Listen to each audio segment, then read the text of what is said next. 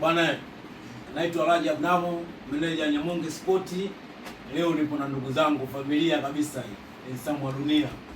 Tumeamua kuunga mkono katika jambo lao la harusi.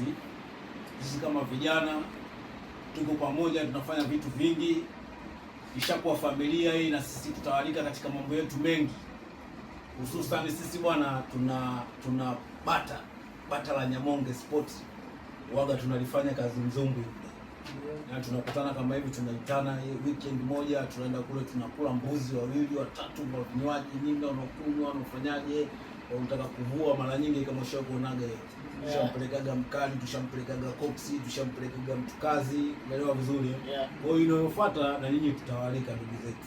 Lakini yote ni udhamini wa Nyamonge Sport. Nyamonge. Karibuni sana ndugu zangu. Kikubwa jamani, tunashukuru ni watu ambao wamejitolea sana kwenye jambo letu la harusi. Kama unavyoona pia tumewaletea na kadi. Umeona tumewaletea kadi hii hapa, na uzuri ni kwamba ni watu ambao wanatusupport.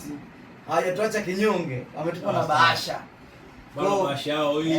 Kabla hajapokea bahasha anaweza kuzungumza mhusika mwenyewe kwenye harusi. Cha kwanza bana, ningependa nishukuru Mungu, cha pili ningependa nashukuru Nyamonge Sport. Nyamonge kwa kutuunga mkono, kwa kuniunga mkono kwenye swala langu la ndoa. Hususan leo nimeweza kuwaletea kadi.